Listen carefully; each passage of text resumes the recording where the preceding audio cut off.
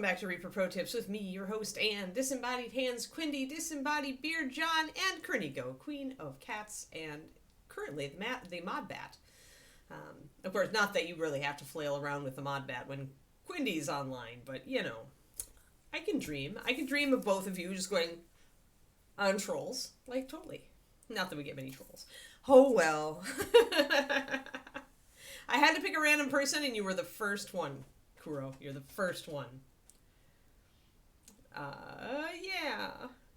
Good evening, morning, everything. Oh no, cat food cupboard. Oh no. That's pretty awesome. That Loki, like, hides his packets of food everywhere. I just need it for later, Mom. I just need it. I need it for later. So yes, as I mentioned in the chat, Kiki completely saved me this morning. She does have a weirdly good sense of time. Like, it's got to be external cues that David and I just can't hear. But in general, she really does. You're mostly a theoretical deterrent. Yep. Yeah, Kiki's feeling better. It's been a full 24 hours without a barf. Of course, when you take them to the vet and pay the money, they magically get better.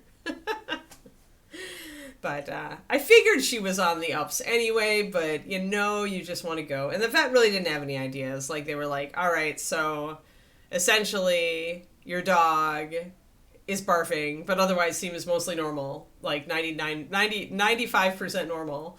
So there's no point in spending a lot of money on an x-ray or anything yet, unless she really doesn't get better. So yeah, kind of agreeing with that, so yes.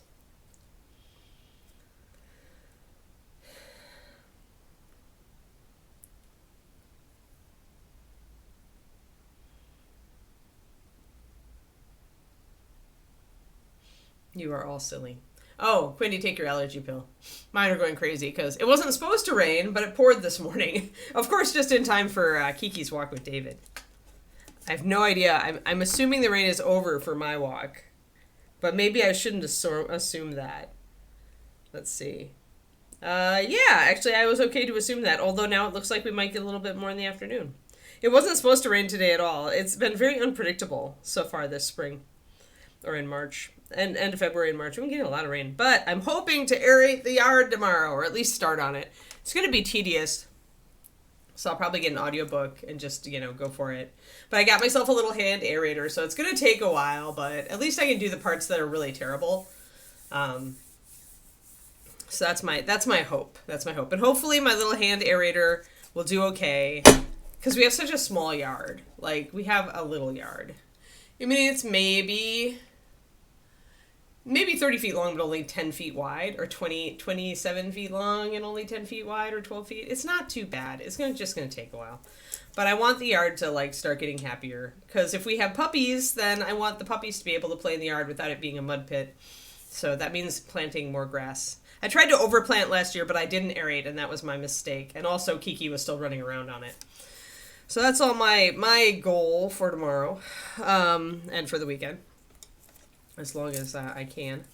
Yard work. Yeah, so we're Sophieing today. We're going to do wings.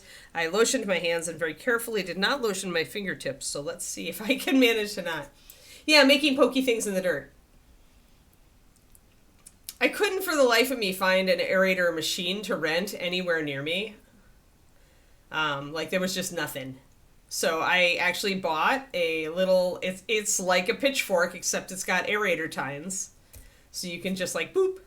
But yeah, it brings the dirt deeper down onto the surface and revitalizes it and makes it not so packed, because our soil is packed really tight. Especially after Kiki running on it for, a year and a half. So I'm going to have to use my puppy pens to gate off parts that I'm... not the aeration, but after I do the fertilizer and the reseed, I'm going to have to gate off parts that I'm reseeding until they get a good start. And I'm probably going to have to do the yarded sections. So, oh well. Poor Kiki might not be able to have her frisbees for a little while Mommy tries to resuscitate the yard. I'm going to do a mixture of ryegrass and clover. I've got the seeds... I've got the fertilizer, I've got the aerator tool, I've got the spreader, I've got all the stuff. all the stuff. So I think last time I did this, I was working with Shield Brown, I think, or Driftwood mixing. And it was a little bit too harsh. I couldn't really see. I could see the transitions a little bit too much. So what I'm going to do today is I'm going to go work with a bit of russet brown in there. Try to make a softer first highlight. Because it was just, when you go too light too fast, especially when you're starting with black and brown, which is a very dark, full of black pigment kind of paint. That chocolate, I almost named it dark chocolate. Yeah, that's what I was thinking. We've been getting a bit of rain. The problem is we've been getting a bit of rain for the last month, Shadow Raven. And you're supposed to give the yard like 24 hours after the rain before you aerate. So I've been kind of foiled, because it needs to line up. My timing needs to line up for when I have time, which at the end of the month is no. But now it's the beginning of the month where I'm a little more flexible, and hopefully I'll have a good day or two to get the yard poked full of holes and do the stuff. So I'm going to get my black and brown because I'm going to want to use that for touch-ups, because that is my darkest. You can see that the wings are very dark, right? Because I started with that black and brown, which has a very large load of black pigment in it. So it's going to look very stark against the skin there. I want to get was I using Shield or Driftwood? Something in me says I was just going straight up with Driftwood, so I'm going to grab it. Driftwood and russet is a really nice mix. Oh, I should show you guys the pretty picture I got. This isn't a clover lawn, but it's a part clover, part grass park near us. I got a really nice picture of Kiki the other day. Hold on. There she goes. Let me get... And she's sitting right in front of a big patch of clover. Here is the little park near our house. Here, let me get closer. There's the Kiki picture. There you go. There she is. And there's there's the clover patch. It's a good photo of her. She has a drooly mouth because she's been eating so many treats, but that's the little park near our house that we go to a lot. So that one will get actually submitted to our Shiloh Shepherd calendar, I think. But yeah. And I like overcast days because it makes it a little bit easier to get a picture of a dog with a lot of black on it. Otherwise, if it's too sunny, the black just goes totally black and you don't get any details. So yeah, I got a good Kiki photo. I'll be able to submit a photo for the calendar for Kiki. All right, I'm going to drop one drop of Driftwood, and I'll show you guys this color. I'm going to mix just a little black and brown into it as well. But the Driftwood brown and russet brown make a really nice, soft, neutral brown. So... even though Driftwood is part of, the Shield Brown triad, I actually like it better mixed into the Russet Brown. They are both very yellow browns, even though you can't tell with Russet, but just by looking at it, you can tell when you put it in the palette and add water. But it has a very high load of yellow pigment as its base, and Driftwood you can definitely see is more of a yellowy brown. So when you do those... you get this kind of color, which I can take just a little tiny bit of the black and brown, probably mix that in. There we go. So we'll start with that, and then we'll mix another highlight.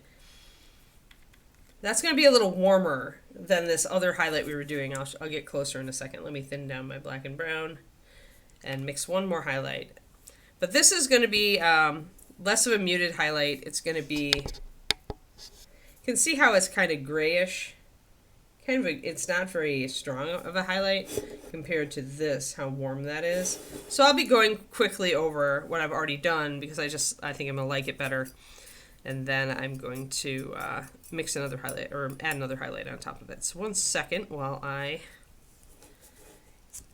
go back here and mix a new highlight.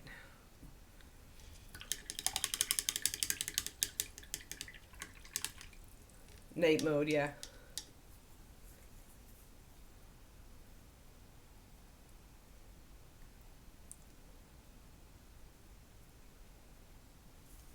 You guys are ridiculous.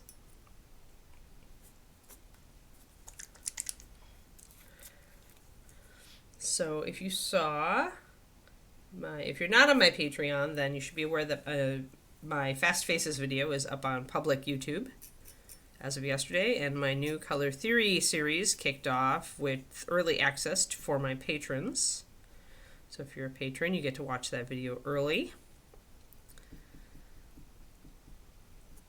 I'm probably only going to do one Color Theory one a month, because I still want to do the sequel to Fast Faces with more intermediate techniques this month, and I also shot a new short on Is There a Wrong Way to Hold Your Brush?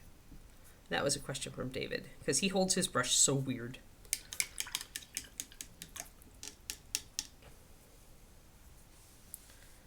So yeah, so all that stuff. So go to my YouTubes if you want to watch the Fast Faces video and you're not a patron. If you are a patron, then awesome, and you can watch the new Color Theory video. I'm starting, my aim with these Color Theory videos is that they should be useful even to those of you who have maybe read my Color Theory stuff or heard me talk about it on stream before, because I'm keeping them short, so it's going to be small chunks of information, like 20 minutes or less, small chunks of information, and I'm breaking it down into hopefully logical progression, so you can just like listen and internalize a chunk at a time, right? Instead of like when I'm talking on stream, we tend to just like dive right in. We throw a lot of information in a short period of time. I don't always mention everything. And so this time I'm trying to encapsulate some key points. It doesn't devalue the rest of my Color Theory stuff, because I'm not going to talk about everything on the YouTube, because I'm trying to keep it very simple for beginners who don't have an art background. Okay, so this is our triad. One second. Black and brown, russet brown with 1 drop of driftwood and a little tiny bit of the blackened mix in, and then a brush full of this plus more driftwood brown. We'll go, that's probably as high as we'll go for now. We'll see how that looks, and we'll go from there. So let's see here. And on wings, if you can just paint them flat, like I don't even really need to hold this except to like pin it down with a fingertip. Painting wings flat can be a good idea. All right, so I'm going to take my color here and kind of go over a little bit of what I've already done with this warmer tone.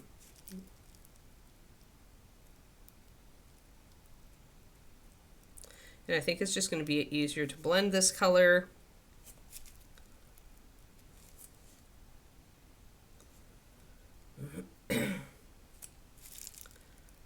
But yeah, so the thing is that Color Theory is such a huge topic that, you know, I could teach it 4 different ways and you still wouldn't get all of the information and all of the stuff I know.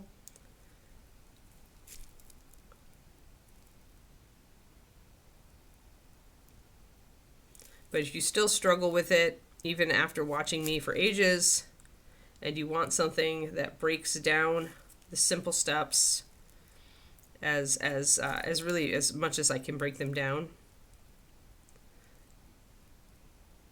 with examples, then take a look at the new series as it develops. Like I said, probably 1 Color Theory. It'll be my concepts video essentially for every month.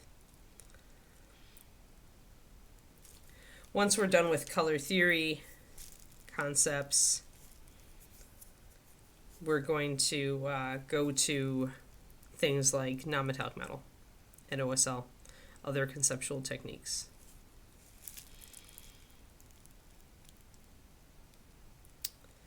But yeah, so how these things work together. The YouTube is great. I'm going to try to keep it very simple. So far I have pretty simplified most of the stuff on there because I have to keep it quick. The Patreon stuff's going to have just a lot more detail and content to it, especially PDFs where I can go into so much more detail than I can in a short video. So my intention is that the YouTube serves as a nice complement for the stuff that I'm doing on the Patreon, and the Patreon serves as a good expansion of the content I'm doing on the YouTube.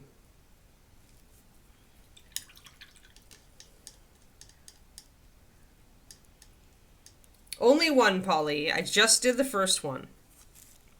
I am planning at least 3 more, maybe as many as 6 more. It depends on it. There will be at least a set on colors that go together. There's going to be a set on neutral colors, and how not all browns are created equal. There's going to be one probably on color composition, and maybe talking about color identity, which is something we haven't really talked about anywhere. Or I may save the color identity for the Patreon, because it is a more advanced kind of concept.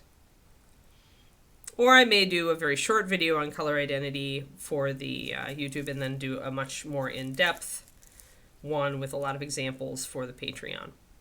Another thing that's coming up for the Patreon in the $5 level, I think might start this month, is more of a deep dive on muted colors and how to find partners for them. Kind of how to assess, how to think about muted colors. Let me see if I want to go a little bit. You can see it a little bit better if I pull the wrap away. There. And I'm going to go and test out my theory on the back. We did highlight one of these wings, and I felt like it was too chunky. Really, I could see the brush strokes. So that's why we went with this more translucent color.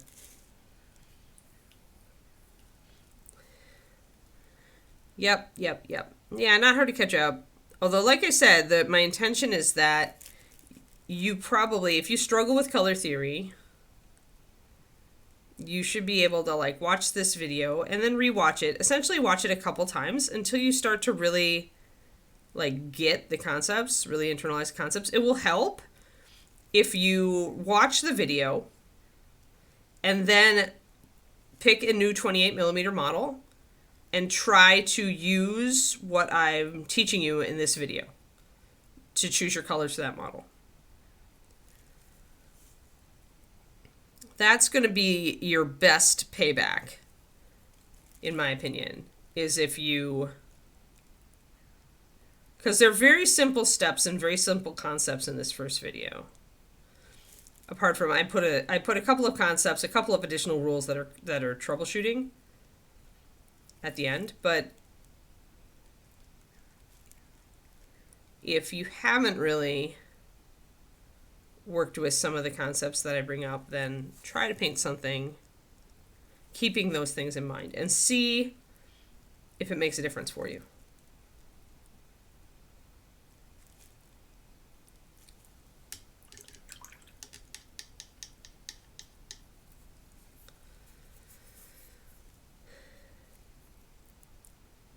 The YouTube stuff is kind of like that, where it really is meant for you to watch it and then try it, right? Trying to keep the steps, trying to keep these videos shorter, trying to keep the steps very simple or attainable so they're not overwhelming. Just cover a few things at a time so that it's not too crazy. That's my goal. So yeah, I feel like I'm getting a better blend with this new color. I'm kind of painting over my previous demarcations to kind of blend things. And I could also, because this new color, the russet brown plus a little bit of driftwood, it's also a little more transparent. So I could glaze with it to bring everything into line, and I may do that. But it's looking better. It's looking more blended here. I'm a little happier with it.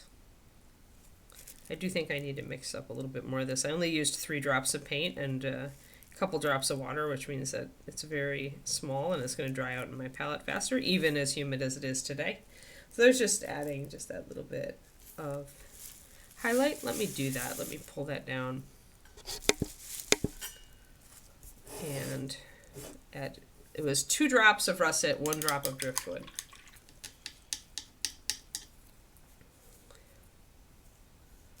But yeah, so that's the goal with the new color theory thing. I'm just going to keep working on all this stuff. And of course, sometime a couple years from now, when I finish the painting book, all of these videos can then be, used as examples, further live example material for that painting book, which I will likely be taking a lot of these PDFs and adapting them for book content, which will result in the book being out quicker if I can use some stuff I've already written. Because, I mean, I'll be rewriting it and adding information probably, but it makes sense to use some of what I've already written. Things always change. It's if you had a copy of a color theory PDF that I did from 20 years ago when I started teaching it,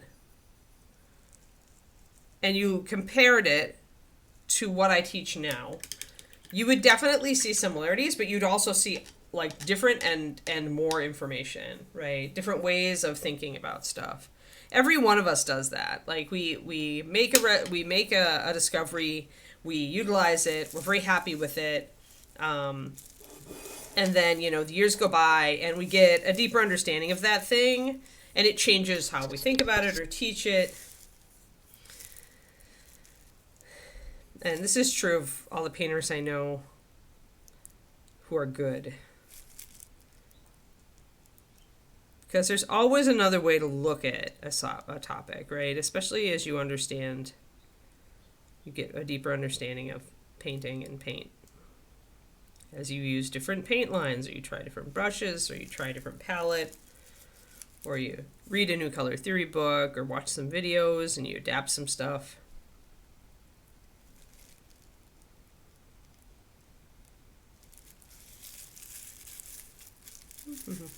Let's see if I need to thin this a little bit more. I'm going to go in here and do a sideways stroke. I have enough room.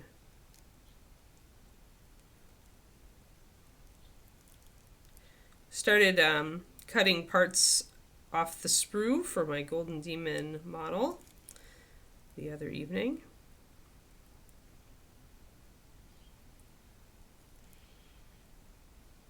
Gonna go real slow on it. Kind of thinking about different colors. I want to do like something with the feel of the standard color scheme, but I know maybe I should pick up the codex for that army and see if they have like very varying color schemes. That's really the thing that I like to see when I pick up codexes. I'm looking at like the basing, like what's the standards for the basing for that army, and also because kind of it's what world they come from, but also like just how much variation is there in the color palette for the army. Unlike with any other painting competition, Golden Demon, I do try to stick to fluff. It's okay to vary a little bit, but I like to be true to the feel of the army that they presented.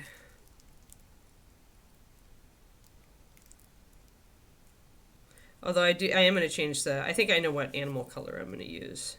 This is, I think, going to be a pretty saturated color scheme, which is very Games Workshop. No, it's the critter. It's the, where did I put it? Oh, it's back on my desk. It's the elf riding the critter. Do you remember that one? It's one of the high elves. And the critter has paws like a cat, and paws like a cat and a head more like a deer or a cow-deer cross. It's very cute. It's a very cute animal. Because, I'm not going to paint something if it doesn't have a cute animal. So we still get I'm getting a little bit of blending demarcation here, and that's just because my paint is a little thicker. So I'll drop a little bit. Thicker paint lets you move faster. It just won't give you the best blends. So there is a way, like there is definitely a paint style for army painting where you could just do quick layering. And although your layers wouldn't be perfect, they would still look great on the tabletop, probably better than 99% of the other army paint jobs out there. And fast layering, it is very quick. It's not necessarily gonna, it's obviously it's not as quick as like dry brushing or just using contrast paint, but doing quick spot highlights with layering isn't as time consuming as you might think. Not once you've got decent brush control. Like that's really should be your highest priority if you're a new painter, in my opinion, is building your brush control as quickly as you can. After that, it's like learning paint consistency, trying out different techniques and experimenting with thinner or thicker paints and seeing what you can do. When you're just learning layering, it pays to start with thick paint so you can really see the brush stroke, and then to just start thinning your paint a little bit at a time and doing a new set of brush strokes until you can see clearly what the difference is. And then you learn how thin that paint needs to be to do a really nice blend. But as you get thinner, of course, you have to unload your brush more. You're going to get puddles, So this is, again, it's brush control and paint consistency are the two pinnacle things that if you want to develop your paint skills faster, those are the two things you should concentrate on. If you can elevate those two skill sets efficiently and quickly, your painting will progress very fast. Because those are your nuts and bolts.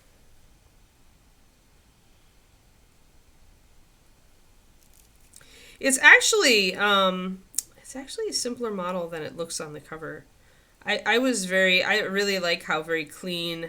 Maybe I'll grab it in a second, but I'll show you how nice and kind of clean, open, and simple some of the surfaces are, and like the beast's armor and stuff. I mean, it has some details too, but I think this is going to be a fun one to paint. It's not as... I think it's actually going to be pretty good. I think it's going to be fun.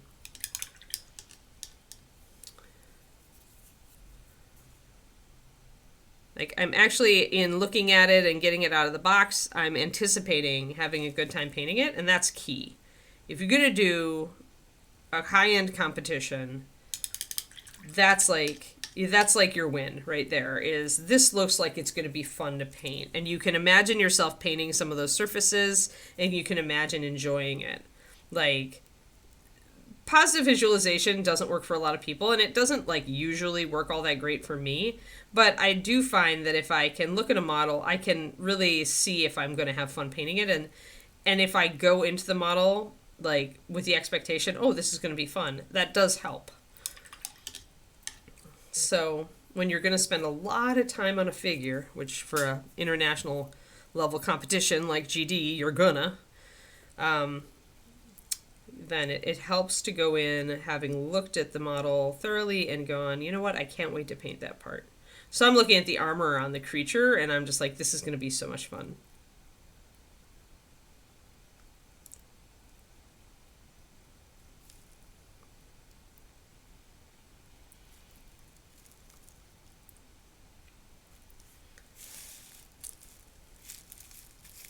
My mom got her flowers for her birthday yesterday. She was not looking forward to turning 77, and so I decided to say to heck with the card and just order her flowers from a local florist. She loves flowers, but my dad is freaking clueless and never gets them for her. So I have taken it upon myself to get my mom flowers when the opportunity presents itself. Because I am someone who always really liked getting flowers, but also did not really get flowers up until the advent of the David.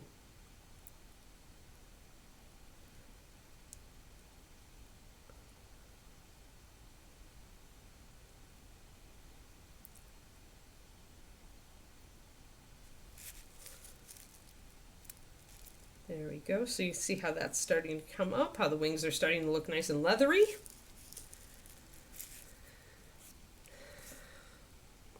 But yeah, when we're closer to the end of the stream, Kuro, I'll get out my Golden Demon Critter, and let me just do one real quick thing here.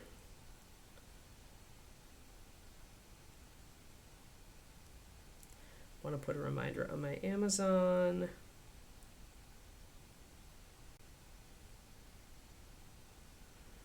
Just to make sure I look at getting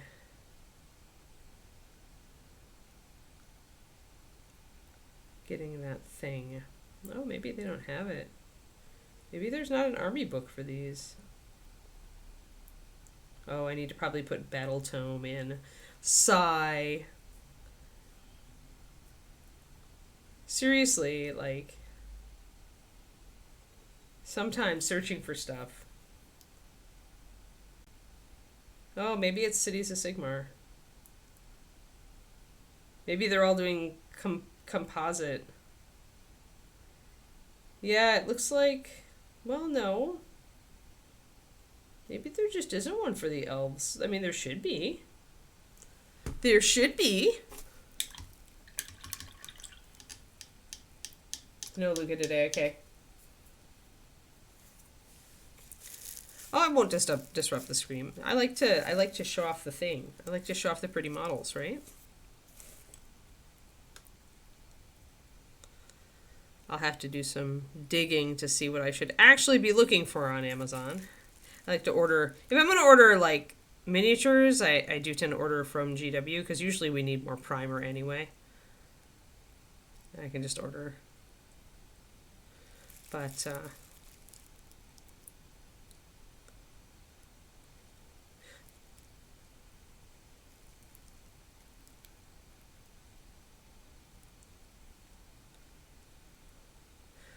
I am thinking about getting, I don't know, I might use my scale color or my Chimera to put base color on my GD model. I thought about actually ordering some Games Workshop just base coat paint, because the first coat I don't mind, like, you know, having good coverage, and then everything else from that on is going to be Master Series.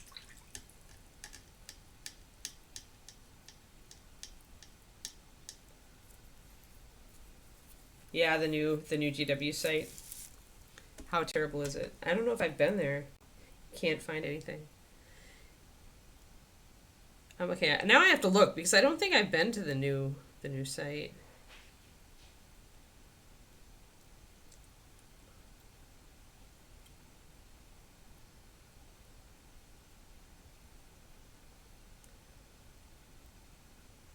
Okay, yeah. We all know that I'm here in Americas, so we're good. Let's go. Okay, so Warhammer Plus, right? I'm assuming I have to click on that. Yeah. Share your cookies or whatever. Yeah, okay, I clicked on it, but now it's not giving me any option. You're right, you can't find anything on this. Shop online. There we go. Okay, Warhammer merchandise. Ah, boy.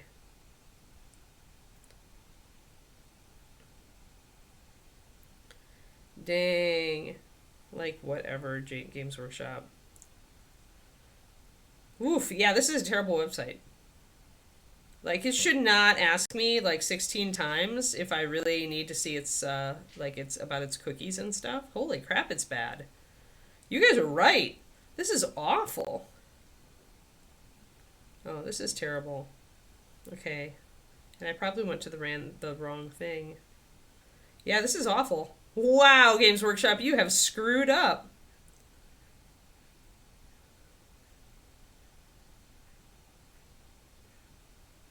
Like, seriously, you're right. Wow. Holy crap. This is terrible. Whoa.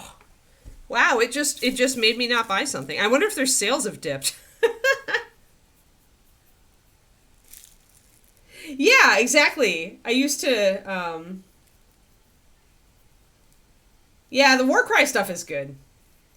Like, if you like some of the models but could care about anything else GW, picking up some of the Warcry stuff is a great call. Those are the Skaven that David got, I think, are Warcry. The little sets. They have a lot more character. All right. But yeah, I don't hate Games Workshop. I mean, I worked for them for a small period of time. Much as they have issues or had issues and probably still do, but they are what they are. They're now Reaper, which is why I ended up working for Games Workshop for, a total of about a year, and working for Reaper for, 20 plus years. That pretty much tells you my whole attitude, right? GW making Reaper look better than ever.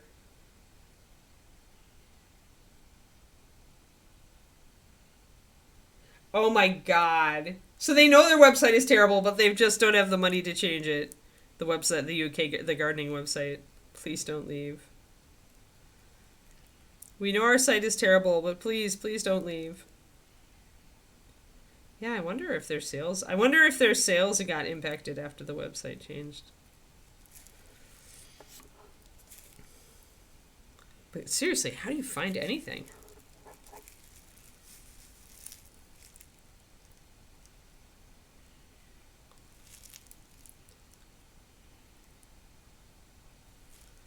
All right, so we're just going to finish our first highlight on the other side of the wing here, and then we're going to go and get our second highlight in there.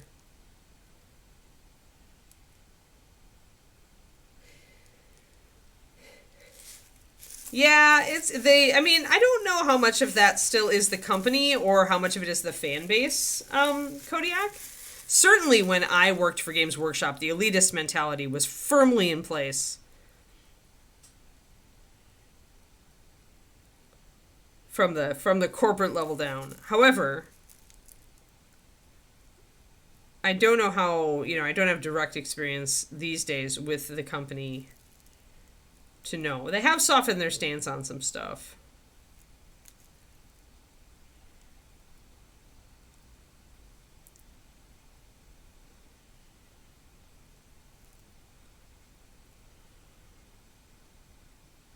But I mean, they still are charging you a crap ton of money to play their game.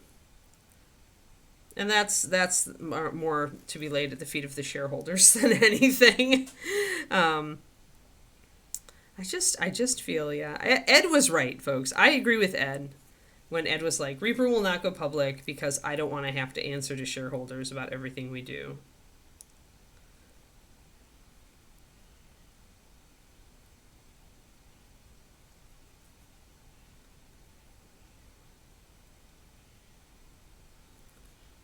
It's all of the above. But I'm pretty much with David. It's like I enjoy painting the models sometimes. If I'm in the mood, I really can get into putting a nice paint job on one of their models. So some of the new stuff is really cool. I pretty much only buy like armies if I can get a box set. I watch for the box sets that are usually give you a lot of stuff for a relatively lower price, and I do that. Like that's what I did for my sister's force. That's what I did for my Tyranids. That way, if I like ever want to play, I've got a small force, and I probably only need to add a couple of things to it. So we've got a nice setup now. Everything is highlighted with a single layer. I need to touch up there.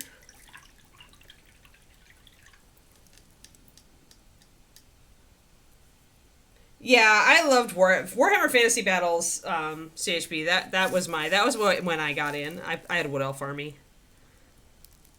And as they redo the old world, if they put out nice Wood Elves, I'm probably gonna kind of be pulled, to maybe get some cool Wood Elves.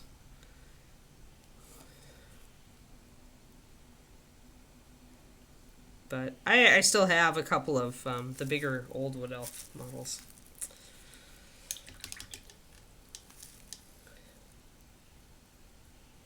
Yes. Right, and that's not, there's two elements to that, right? One is that they do want to be the miniatures company. The other is that they have been around longer, and they've been like pushing themselves with advertising and outreach more, right? Why is it glittery? Oh dear. Yeah, if you're not that's me in Privateer Press, Crows. I think I own two privateer press models, right? One of which I got to paint for Grandmasters. Like, that was it. And the other one I own is one of their Wolfen, one of their Ouroboros wolves, because I just like wolf people and I cannot lie. But otherwise, I just don't like their aesthetic. So, yeah, yep, Richard has a point. I mean, that's kind of my point in saying, they've spent years getting out there with outreach in their stores and everything like that. So, I mean, they're one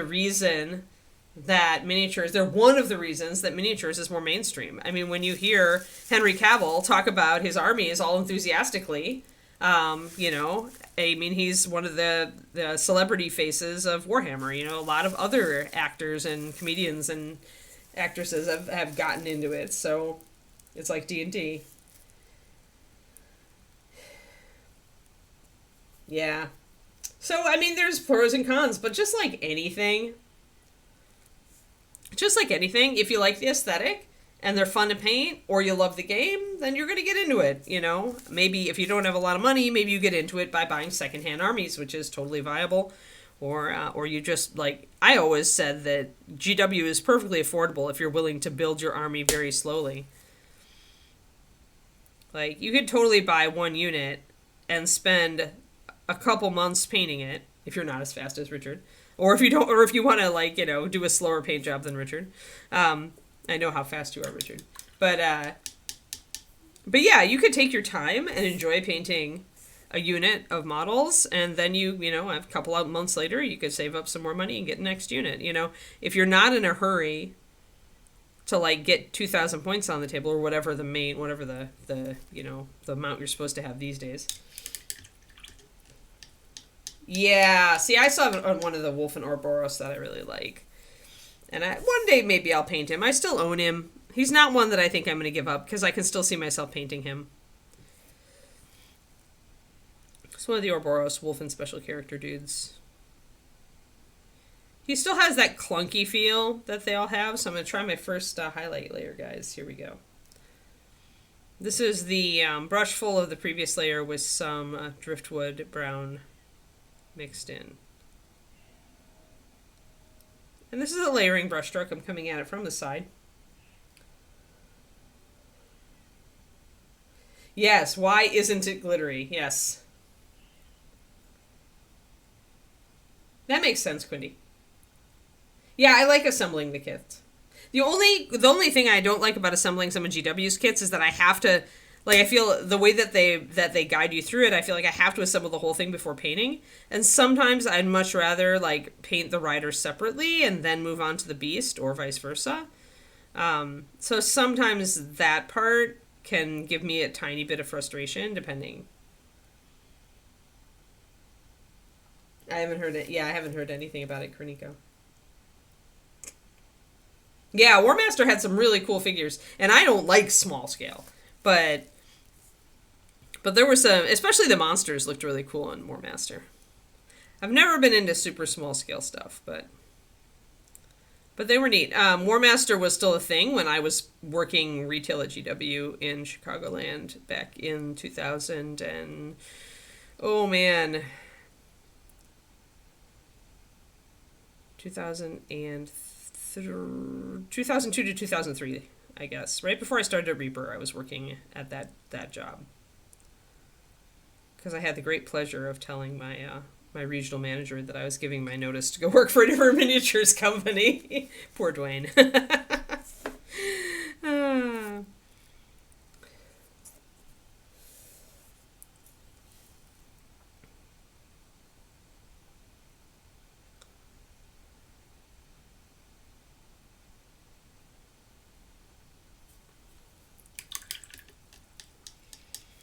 So I'm just highlighting not quite as far up with this new color. I still want to make sure all these little struts stand out, but I don't want to totally eclipse the previous highlight. The wings are starting to look very nice.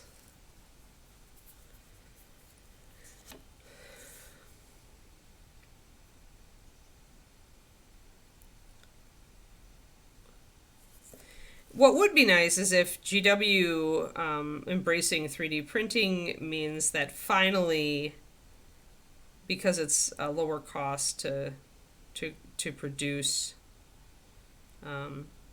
Maybe finally we'll get redos on some of the Aspect Warriors for Eldar and some of the other really old models that were not getting any love because they couldn't rationalize doing a huge set of steel molds for something that didn't sell as well. Hi Kiki, do you want to come up and say hello to the stream? Hold on, you smell like wet dog because you're a wet dog. Yeah, you smell like a wet dog. Hey wet dog, come here. Kiki, Kiki, Kiki, Kiki, come on up. Come on. Yay! There we go. The stream gets an early Kiki visitation. Good girl. Good girl. Yeah.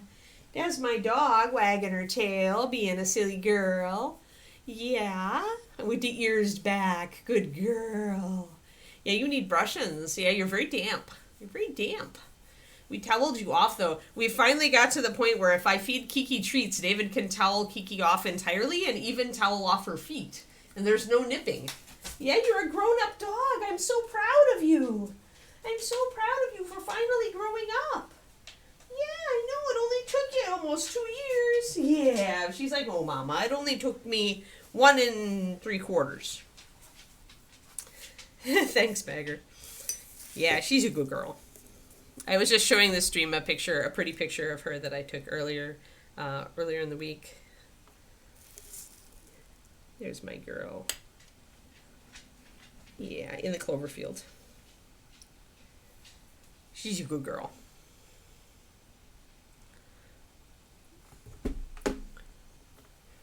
Alrighty, let's get some more highlights onto these wings.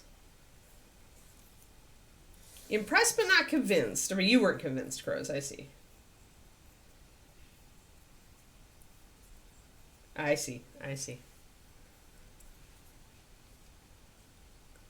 Yeah, their aesthetic just isn't my thing. Just like a lot of people say about Games Workshop, right?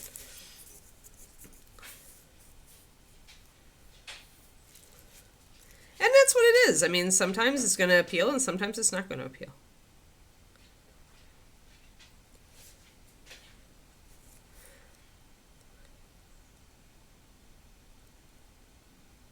So I've got a little bit too much paint on my brush here, and so I'm getting a little blobby look toward the end. What I can do then is to take some of my previous highlight and paint that over the edges of this area. And that can help blend stuff in.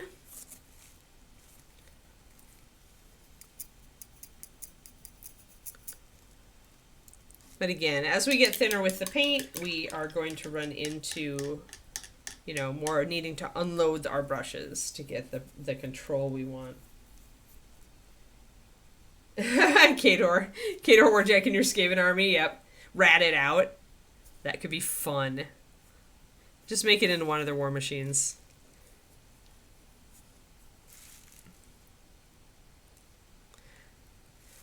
Even easier to do with the orcs.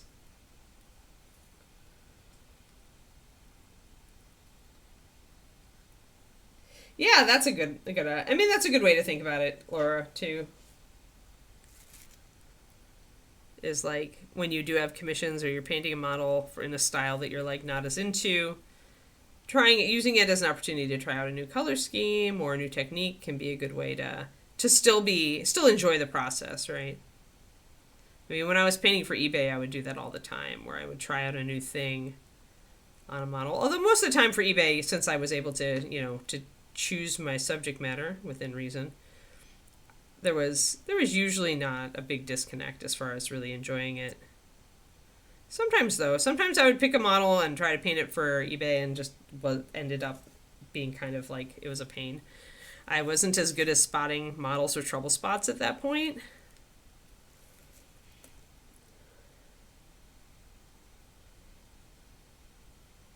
Oh yeah, that's a bummer. Well, I think Privateer Press has to kind of watch it with their bottom line, so I can kind of get it, but at the same time, if choosing a higher quality is going to mean that maybe you get more business, I mean, but that's always such a hard thing to quantify when you're really trying to run a company. very difficult to say whether going up in quality is going to justify the increasing cost that you have to bring to the consumer. It's a hard thing. Miniatures companies tend to be run on a pretty tight margin, so I speak from experience. That's one thing that Reaper doesn't is much more solid. I mean, being run by accountants means that we were always in a better position on that, but you know, sometimes there's not a ton of margin after you factor in employees and costs and production and storage and all of the stuff.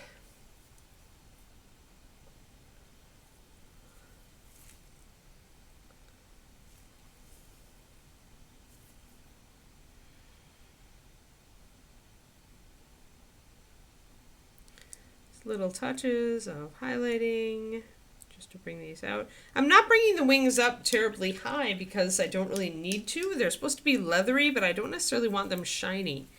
So I gotta be careful how high I highlight them. Mostly I just want to be able to see contrast. And we've got pretty good contrast coming out here. You can see everything.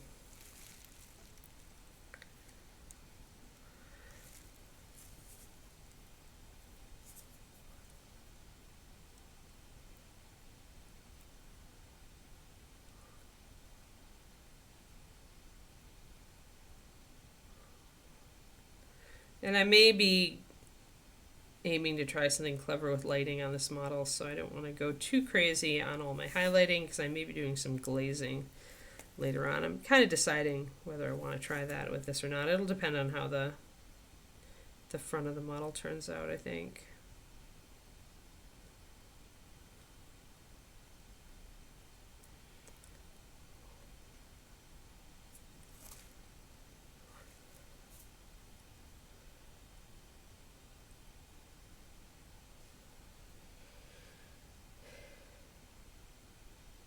Yeah, right. Yeah. Yep. It is a decision, right? Yeah. It is usually more expensive. And then when you multiply that, because usually what you're doing is you're looking at your baseline price, at least that's how Reaper always did it in the olden days. I don't know if they do it differently now, but look at your baseline price and then you add a multiplier to that to help cover, you know, and if you figured out what your multiplier should be based on your labor costs and your storage costs and your everything else, right? So baseline costs to produce the model multiplied to cover the cost of labor, storage, taxes, etc. on stock and inventory and you name it. But that can give you very little margin left at the end of the day, depending on how much it costs you to produce the thing. Or it can really skyrocket the cost for your customers. So it is definitely for gaming models, I think it's something not to be taken lightly. Oh yeah, their CEO is very happy. That's funny.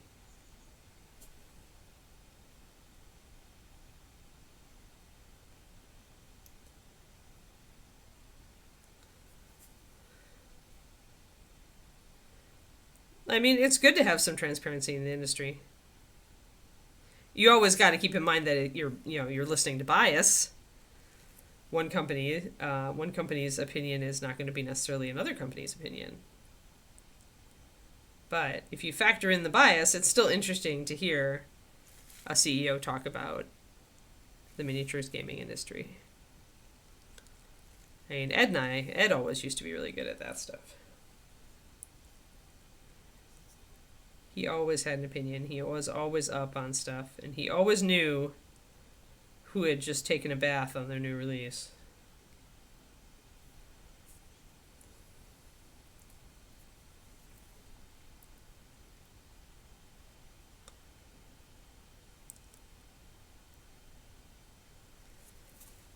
So I'm trying to smooth out some of this here and not lose my shadow.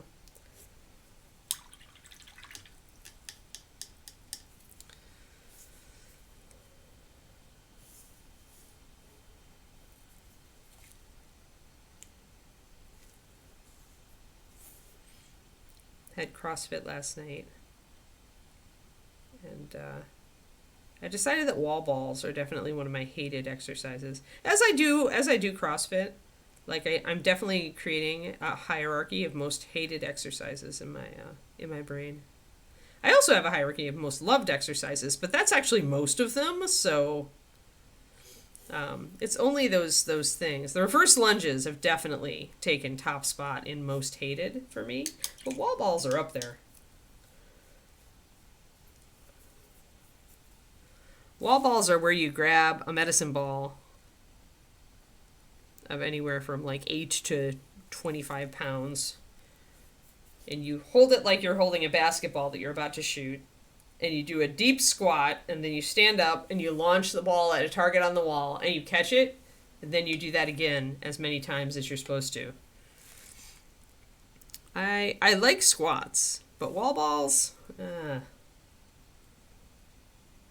Oh, nice! Valdemar Kickstarter. Oh, sad. That's too bad, Shadow Raven.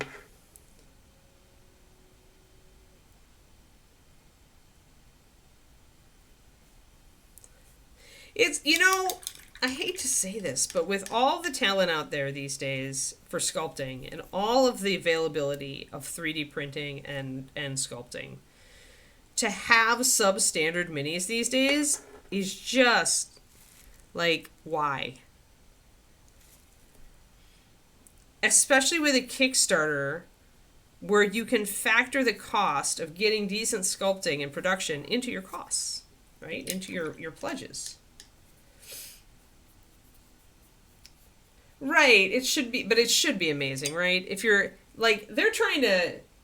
She's been wanting for a long time for Valdemar to be the kind of IP that gets picked up, by TV or movie studios, right? So if you want that, like, it makes sense to put... Where did I put my knife? Sorry, I've gotten distracted. I might have taken it in the other room. It's behind me. I know where it is. I've just noticed a mold line. 1 second while I grab that. Yeah, I know. She's still kind of, like, unsure how it's going to be. Or she was last time I looked on Quora. She was unsure last time I looked on Quora, Shadow Raven, as far as... Because when it's been picked up, but what will it actually be produced? Will it actually get a time slot? Will it actually come out, right? It's just like movies. Yeah, is it sculpting or printing or the material? Those are the three things. I just noticed I totally missed a mold line here on the bottom of the wing. And it was bothering me too much not to fix it.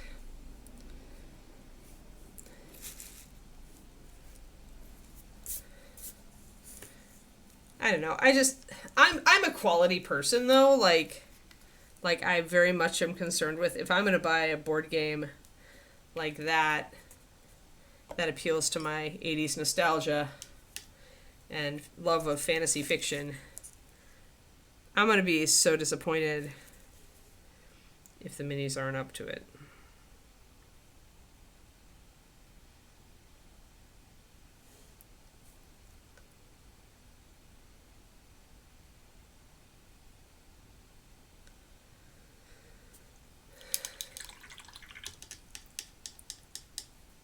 Yeah, hopefully the TV series does actually get out there and is good. Material casting. Yeah. That's fair. I mean, a lot of companies are still using kind of that more craptastic PVC because it's cheap.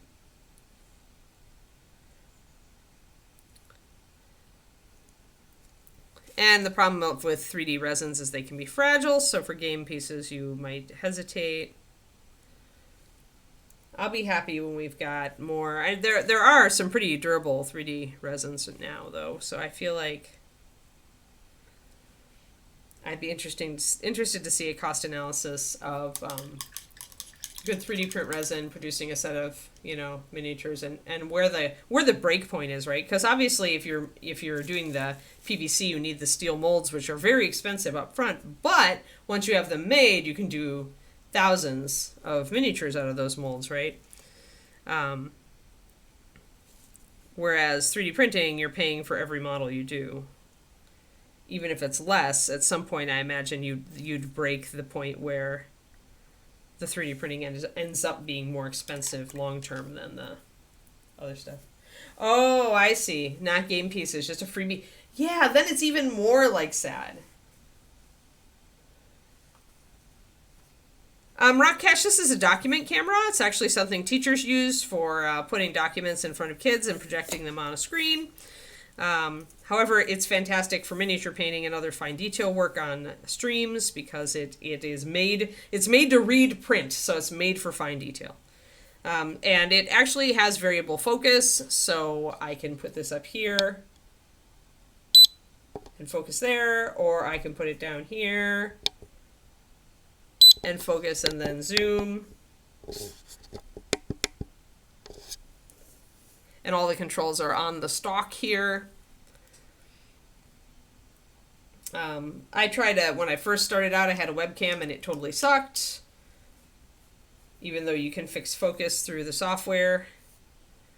So I departed from that pretty quick as soon as I pretty much went looking for a camera that could do this and found the document cameras.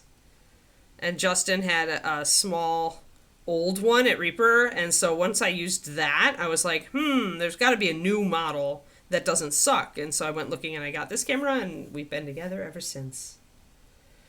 And I love it.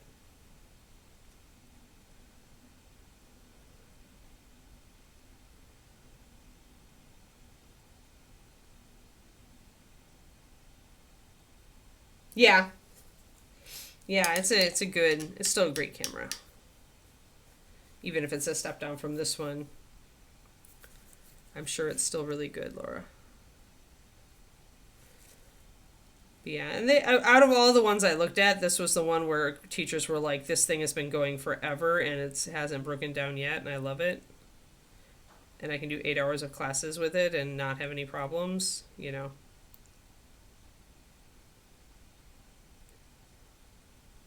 And teachers are going to be picky because they don't want to, you know, they need something that's going to last and they need something that's dependable.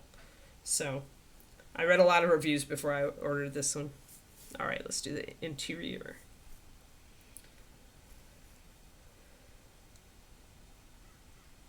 Everything is a mixing brush. Yep. Fair. Well, and the sables are getting good enough now that you can do decent layering, or the synthetic sables. You can do decent layering and details with them. So one thing I would say is I would always use flow improver if you're using a synthetic brush. I feel like the plastic is just a little bit more resistant sometimes as far as letting the paint off smoothly compared to a natural hair. So if I were to have to switch to synthetics, I would be using more flow improver in my paint.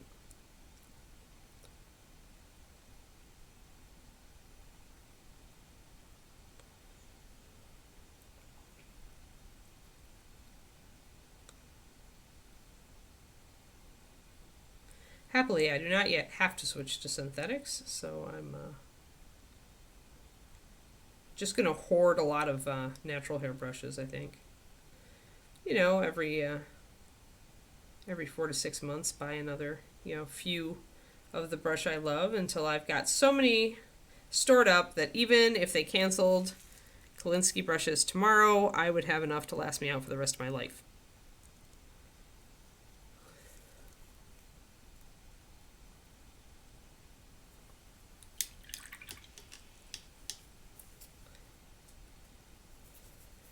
Yeah, I would think, because that's my one problem I've had with synthetics when I'm doing like layering stuff, because you have to nail the paint consistency so much, Kuro, and I feel like maybe the synthetics bristles are just a little bit resistant to letting the paint just roll off of it when you're using a very fine tip with thinned paint.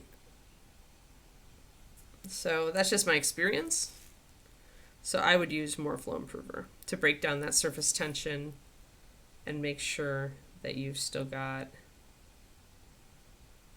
good utility. And it's not going to hurt the paint. So, as long as you Reaper Flow Improver, you could just use in place of water. And I don't think you're going to ever get to the point where you really hurt anything. Yeah. Well, so far we're okay. So just always have a few extra on hand.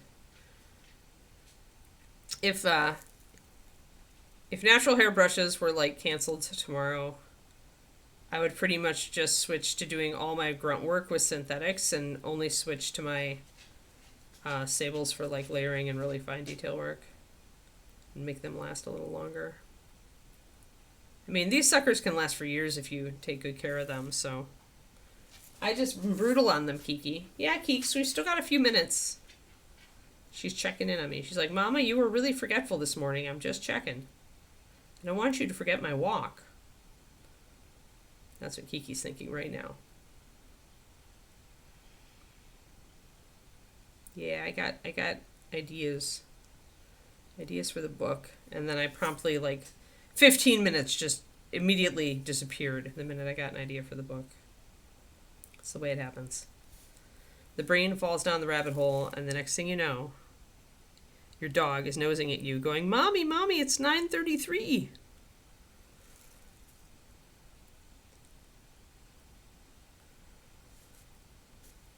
You're late, you're late. Kiki's my white rabbit.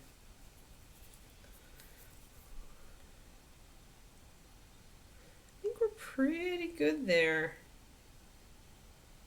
Feel like we're looking good. I won't be able to attach these yet because I still need to paint stuff on the back of Sophie. But considering, actually, and normally with a plastic model, I would not pin because glue will be enough. But with this, the connection point is so odd. It's at such an angle that I feel like I do want to pin.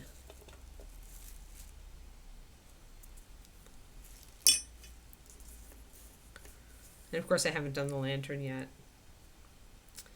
But technically this goes in at an angle. Like it's not straight up and down.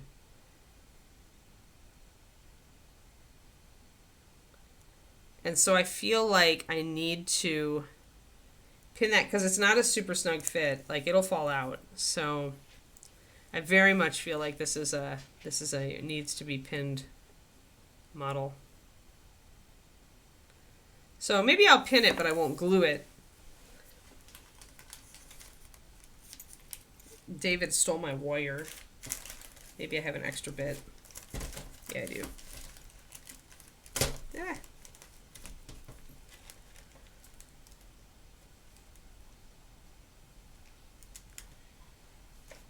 It's pretty sad when you're picking up tiny bits of wire off the bottom of your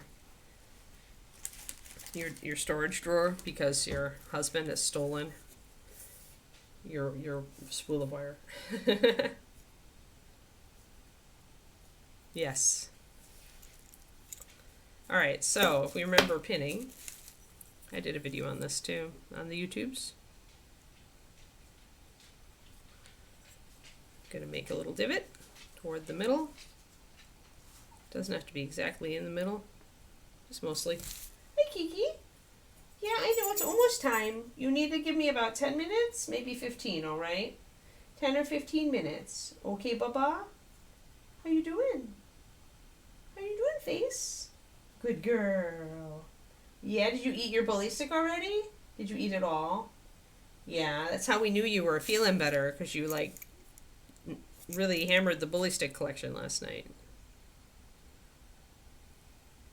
All right. Gotta set that in there. Cushion it.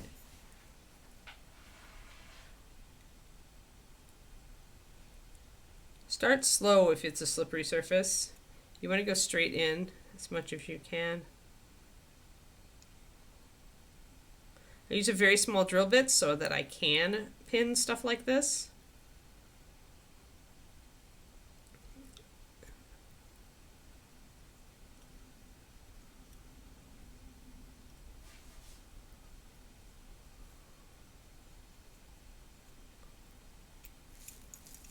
And luckily through the plastic, it sinks in really easily. The biggest thing with the plastic is that it likes to like kind of catch the threads in there. So you want to make sure that you kind of reinsert your pin vise and kind of reverse it. You want to make sure that those threads are out of there. The plastic is cleared because it can really cling. It's very soft plastic.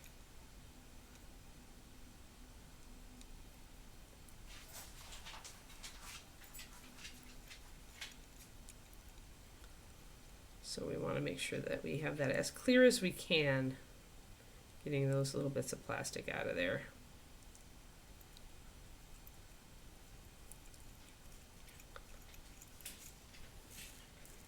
And then when we finally have that little hole in there, we can kind of do a fit.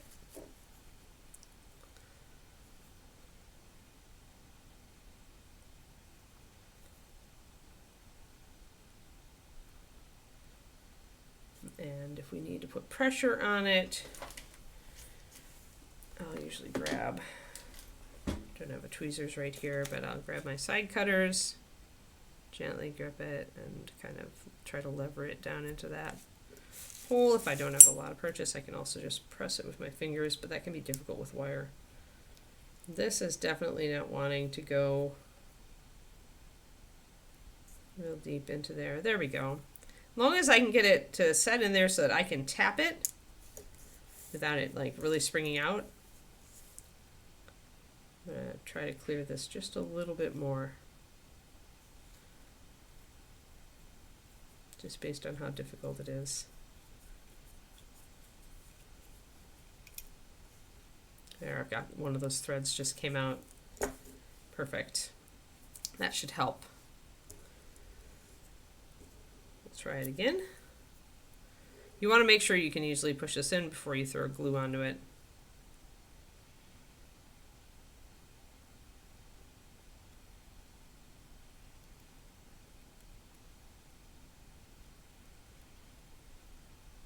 There we go. All right. Time for a tiny bit of glue. You want to use not a gel glue for this sort of thing. You want something that will have enough fluid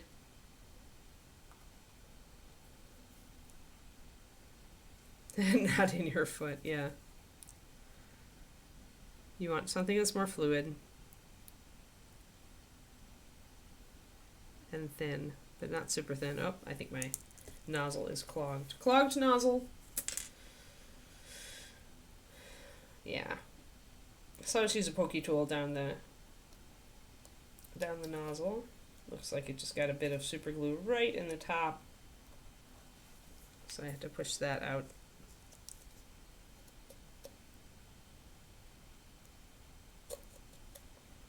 There we go. I think that's a little better. Okay. And there have been times where I've just had to snip off the very tip of this nozzle to keep using it. It happens. All right. Let's see if that helps. Yeah, that did it.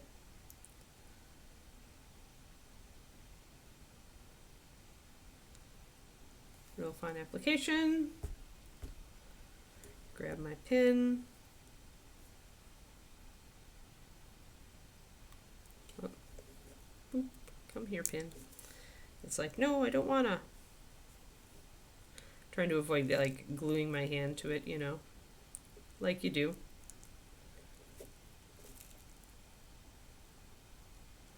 This is where I'm annoyed that I don't have my entire spool of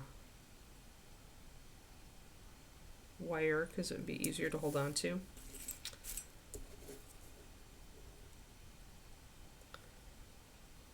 Gonna actually get rid of some of the glue on that. Ah! And drop my wings.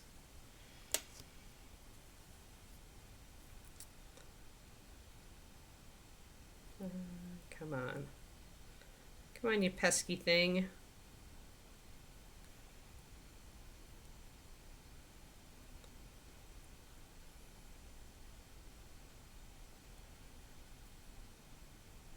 It's definitely fighting. There we go. There we are. All right. So that's it.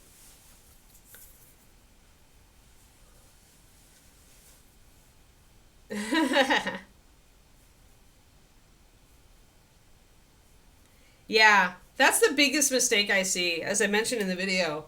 The biggest mistake I see with color theory is people not mixing up their values enough. I consider that to like, it's like, as your minis get larger, as you paint bigger and bigger stuff, that counts less. Because then your surfaces are large enough that the colors are more clearly seen. The model's big enough to cast realistic shadows. You have a lot less problem with keeping closer in value when you have a bigger, like a bust or something. But even there, it's going to help you more to make sure you've got contrast, right? So even with this big one, preserving the contrast with how pale the skin is and making the hair a darker red and going darker with the leather is going to help keep everything separate, right? So the leather strap here, I'm probably going to make kind of a blue-black because it's right over this really, her light skin and over her light cloth, right? So we're going to alternate stuff like that. And there are other tricks you can use, like warm versus cool, which I'm also using here, right? Because the hair is very warm and the skin is very cold. Warm leather, cold skin, right? We're doing all kinds of things like that. But light and dark is the easiest one.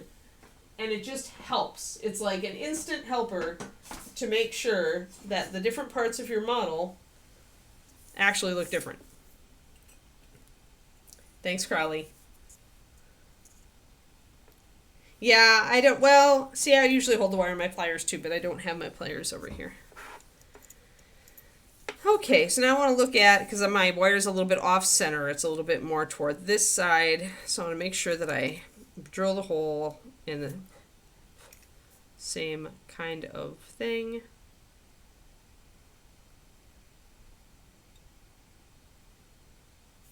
I'm not going to use my knife bit here because I think I can get it in the correct place.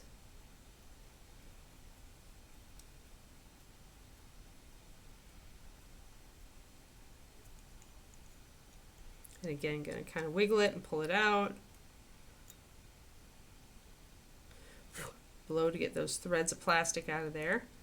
Getting a lot of threads of plastic on this one. That's good. The clearer that hole is of all these plastic threads, the easier this is going to be.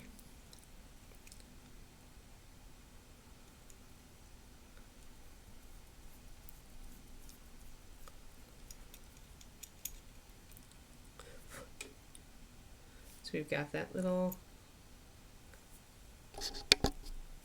hole down in there, you can see.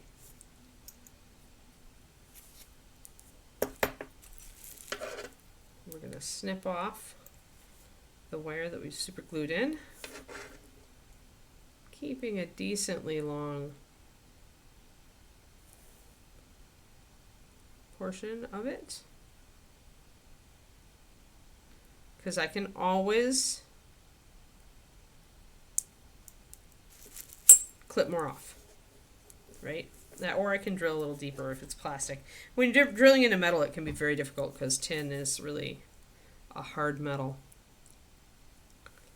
I'm going to try to find that, match those up.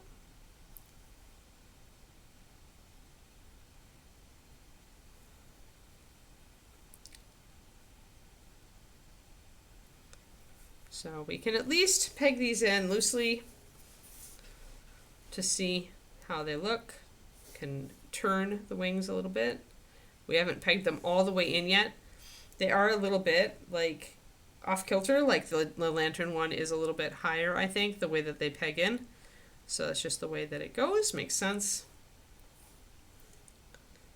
But that's how we're looking. And I'll need to trim down that wire a bit more because it's not flush. You can see the gap there. But this lets us look at our model to get an idea how those wings are going.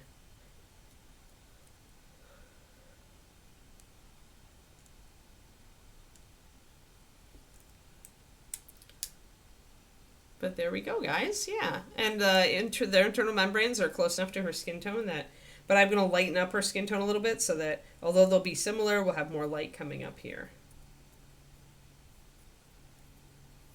Yeah, exactly. When you pick up the ones that are high lead content, like the old Rackham confrontation models, and it's so easy yeah, so she's really coming along. So we'll start like getting in her hair and highlighting a little bit more of her skin. I want to bring up her skin just a little bit more. The hair will be the next part. The dress, I think, will be the part after that. I'm going to make it an indigo color. Probably a mixture of twilight and rich indigo. I want it to be that kind of like early evening color. I want it to be an evening gown. So that's going to be like the other main color on the model. And then we'll see from there what we want to do.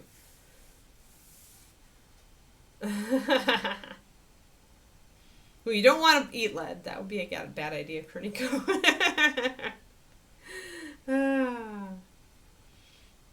All right, so there we are, everybody. Now the Keeks can finally, I think she's actually waiting. She's lurking. Kiki is currently lurking outside the door. Oh, Kerniko, hold on. I fetched my thing. So I'm not doing this guy. I'm doing the one that's just the general, like a general. So I'm doing this one. I like the helmet a little bit more on this one. Like that. I like it a lot. And I just started cleaning up the parts of the armor. But you can see they're actually pretty simple. Like, this is clean. It's going to be pretty good. Like I really love these big areas. I'm going to be able to do some like texture or freehand or whatever I want to do. It fits together, like it's got its belly. Its belly is here. And then the sides are here. But this is nice, clean area. I can do so much with this. Like, and it's not too complicated. Like, when you look at the whole model together, sure, it looks complicated.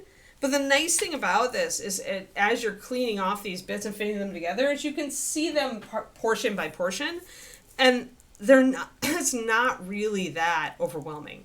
Not when you can break it down like this. That's where, like, I tend to assemble GW models in parts, like in where this part is done and then maybe this part I put together. Like, I'll assemble the rider as much as I can without attaching them. Because that way I can just paint a section like I normally do. Oh, you got Cities of Sigmar stuff, huh? But yeah, so this will be fun. I think it's really clean. I'm really looking forward to painting the barding on the animal and the animal itself. So I'm gonna go reddish brown, I think, kind of chestnut colored, bay or chestnut. There isn't a lot of room to do like an Appaloosa pattern because the butt is covered in armor, I think. I'll have to look at it, but I think it's got a comparison. But I'll have to look at it and see what I can do. I might be able to do some spots. It would be kind of cool to do spots. The cute horsey minis. Yes, exactly. Yeah, so I think I can turn these a little bit like that. But yeah, I really like this mini. She'll be a ReaperCon for sure.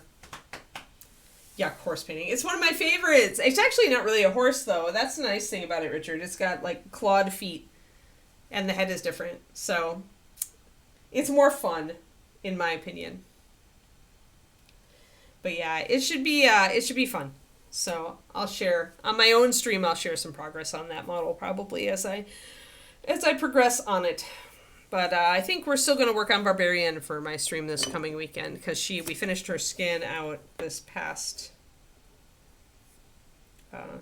stream, so her skin's looking great. So it's time to do more metal and get her well and truly finished so that I can do the base. But yeah, so there we go, everybody. Thank you so much for tuning in. I'm going to turn you over to like whoever we're about to raid. And I hope you all had a lovely time. And let me put my super glue back before I totally forget to put a cap on it and put it back in the corner here. But yeah, I hope you had fun. I hope you had that you have an excellent rest of your day. I'm trying to get my $2 PDF done today, so maybe that'll be posted up. It's the companion PDF for the color theory video that I just posted. So, all right, thanks everybody, and have a lovely one. Thanks, Quindy, for being there as always. All right, bye bye.